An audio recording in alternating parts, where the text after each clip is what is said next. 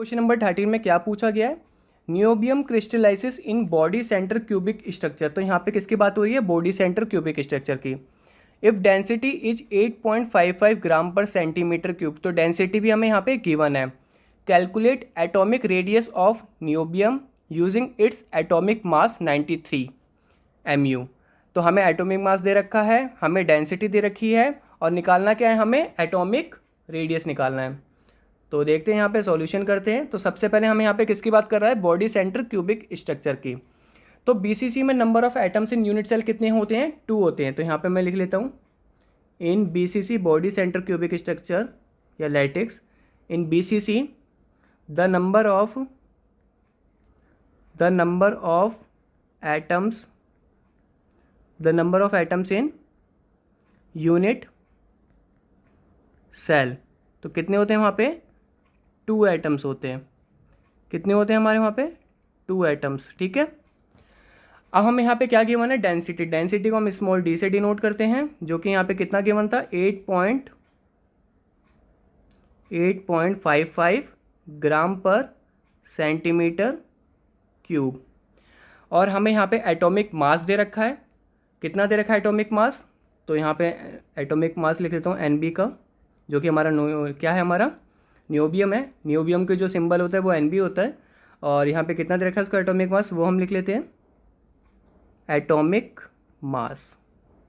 Atomic mass हमें दे रखा है 93 mu। ठीक है,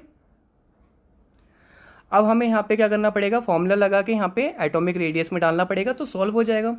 तो सबसे पहले हम जो फॉर्मूला लगाएंगे, यहाँ पे लगाएंगे डेंसिटी का। तो डेंसिटी का जो फॉर्मूला होता है वो क्या होता है, हमारा mass of unit cell upon volume of unit cell.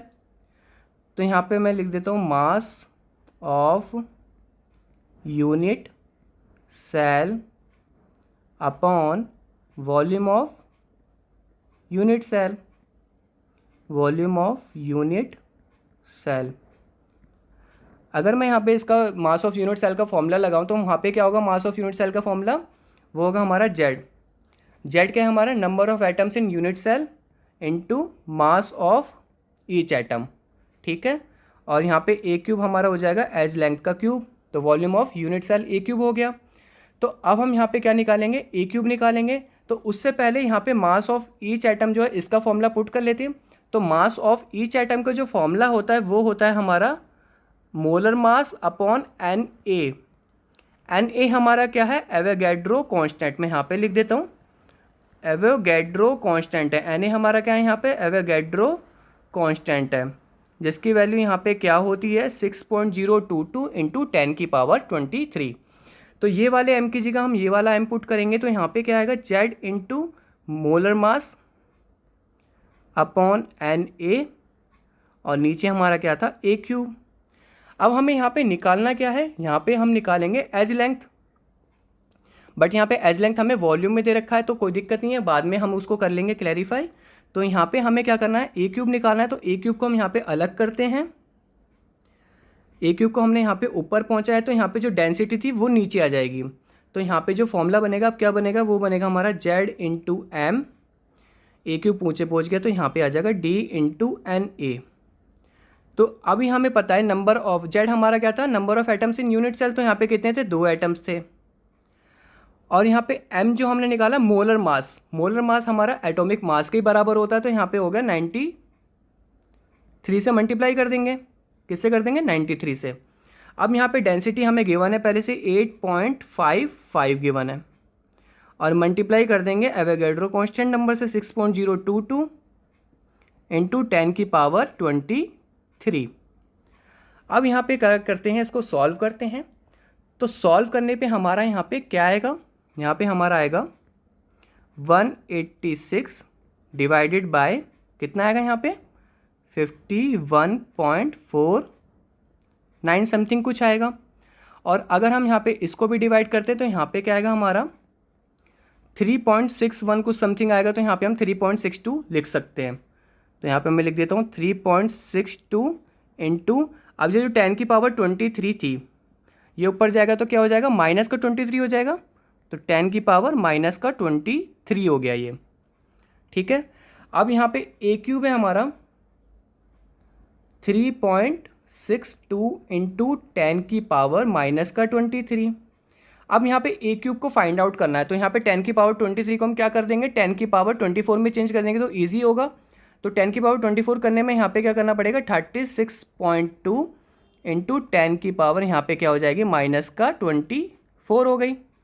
कितनी हो गई, माइनस का 24।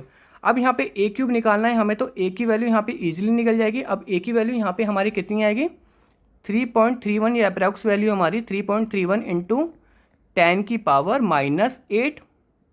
ठीक है, कितनी आ गई यहाँ पे, 3.31 इंटू 10 की पावर -8 आ गई। अब हमें पता है कि यहाँ पे रेडियस निकालना था, तो रेडियस ऑफ बीसीसी स्ट्रक्चर का जो होता है वो क्या होता है हमारा, r = √3a/4। ये वैल्यू हम a की इसमें पुट कर देंगे, तो √3 की जो वैल्यू होती है वो हमारी कितनी होती है, 1.73 मल्टीप्लाई 1.73 को हम किससे मल्टीप्लाई करेंगे, 3.31 इंटू 10 की पावर -8 से कर देंगे, डिवाइडेड बाय 4। तो यहाँ पे इसे सॉल्व करेंगे, तो सॉल्व करने के बाद जो इसकी वैल्यू आएगी वो आएगी 5.7263। तो यहाँ पे लिख देता हूँ 5.7263 डिवाइडेड बाय 4। अगर मैं यहाँ से इसको 4 से डिवाइड करता हूँ तो यहाँ पे जो इसकी वैल्यू आएगी वो आएगी 1.431, और यहाँ पे 10 की पावर -8 मैंने यहाँ पे नहीं लिया था, तो यहाँ पे ले लेते हैं इंटू 10 की पावर -8। अब यहाँ पे 10 की पावर -8 को यहाँ पे क्या कर लेंगे, 10 की पावर -10 कर लेंगे, क्योंकि 10 की पावर -10 किसके बराबर होता है, 1 पिकोमीटर के बराबर होता है। तो यहाँ पे जो हमारी जो वैल्यू आएगी 143.1 पिकोमीटर। तो 1 पिकोमीटर हमारा 10 की पावर -10 होता है। तो यहाँ पे 2 पॉइंट मैंने यहाँ पे किसका है, तो यहाँ पे क्या हो जाएगा हमारा 10 की पावर -10 हो जाएगा, जो हमारा 1 पिकोमीटर के बराबर हो जाता है। तो ये हमारा निकल गया इसका सॉल्यूशन। ठीक है, अब हम बढ़ते हैं अपने नेक्स्ट क्वेश्चन की तरफ।